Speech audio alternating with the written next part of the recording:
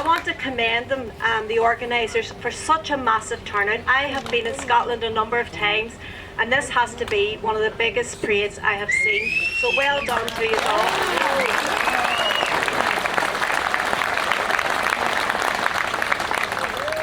And I know this is a special date for you all as Irish Republicans here in Scotland to come together to celebrate the centenary of the 1916 Easter Rising. And there's always been that special bond between the people of Scotland and the people of Ireland. And that just wasn't, in 1916 and before that, but it was in the decades following 1916, and we've made a lot of good friends and good comrades down through those years with the people of Scotland here. 100 years ago, on Easter Monday 1916, in the centre of Dublin, a small band of revolutionaries proclaimed an independent Irish Republic. And this group of poorly equipped Irish men and Irish women took on the might of the largest empire the world had ever seen. It was an empire built on conquest, on exploitation, on brutality and repression. And following 6 days of heroic resistance, the centre of Dublin lay in ruins. And the leaders of the provisional government met for the last time at 16 Moore Street in order to surrender. And they were court-martialled then by the British. 14 were executed in Kilmainham jail, and indeed one of Scotland's finest sons, James Connolly, was one of them.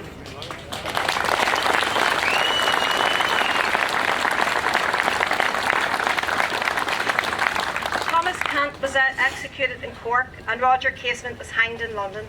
And the Civil War and the Counter-Revolution ushered in the partition of Ireland and the creation of two conservative states in place of the 32-county republic, which was the aim of the Rising in the first place. The North became a one-party orange state where Irish nationalists were excluded from power and denied opportunity. In the late 1960s, the violent state response to the democratic demands of the Civil Rights Campaign developed into a full-scale armed conflict.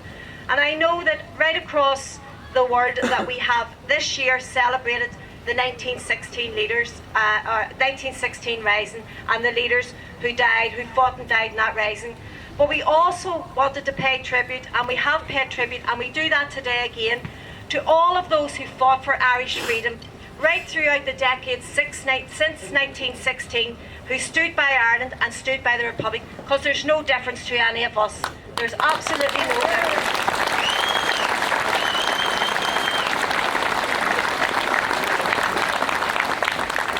Like the men and women of 1916, they went out to undo centuries of injustice by building a new and better future. And our country and our people suffered hugely as a result of the conflict in the 1970s, the 1980s and the 1990s. And we have lost many, many great leaders, comrades, family members and friends, but we have all remained steadfast to the pursuit of our vision of a new Ireland based on equality, based on social justice, and one which will uphold the rights of all the people. Huge progress has been made in recent years, and the peace process and the Good Friday Agreement marked a historic shift in politics in Ireland. For the first time, the roots of conflict were addressed and a democratic route to Irish unity opened up. But there is still very much to be done, and hurts must be healed and divisions ended. We still have the scourge of sectarianism, and it must be tackled and ended. And I know that is in Scotland as well. I know from having been here that that scourge exists here, and I know that people here are trying to end that here as well. The effects of partition on the South must also be addressed. And for our part, the 1916 proclamation remains the mission statement for Irish Republicans everywhere today. It is a freedom charter for all the people, which guarantees religious and civil liberties and promotes equal rights and opportunities for all of its citizens. The proclamation is also a declaration of social and economic intent for a rights-based society in which the people are central and equality is core. And the year ahead is a time for renewal and planning, a year for promoting the Republican ideals of democracy and equality. And you know that in recent weeks, Sinn Féin has taken further strides forward. As a result of the general election in the 26 counties, there are now 23 Sinn Féin TDs in Leinster House.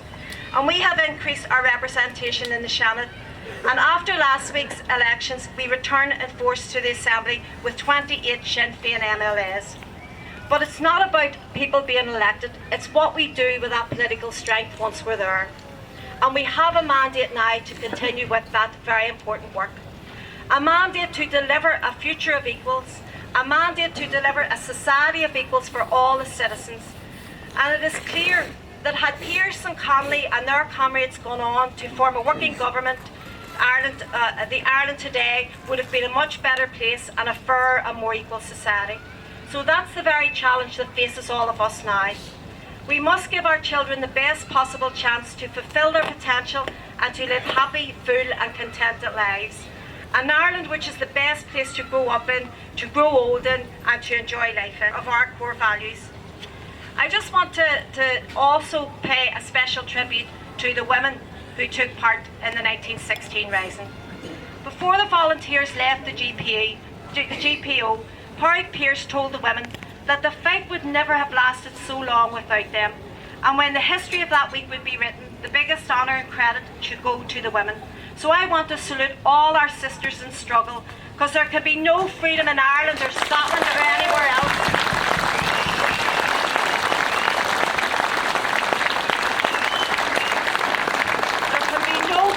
anywhere unless there's equality for women and freedom for women as well.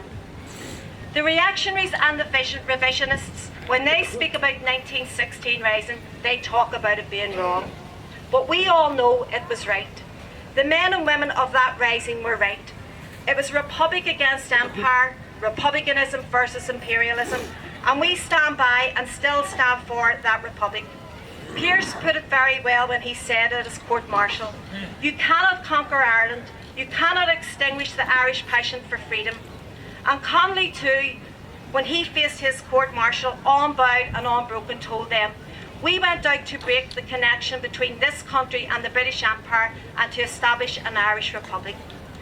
So in conclusion, comrades and friends, I just want to say this, that when they executed the leaders of 1916, they thought they killed the fight and the struggle for Irish freedom.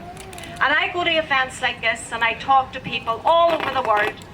They have never ever defeated the Irish people. They have never defeated that desire for freedom, and never will they.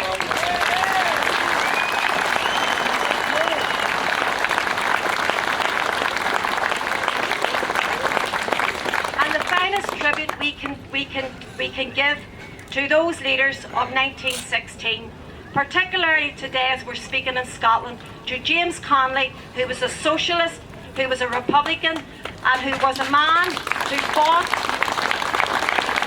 for equality for all the people. The finest tribute we can do today is to rededicate ourselves as we leave here, and to go on and to establish that republic that they fought and they died for, and the proclamation that we heard here today. So, Gora Mila Mila Mayogab.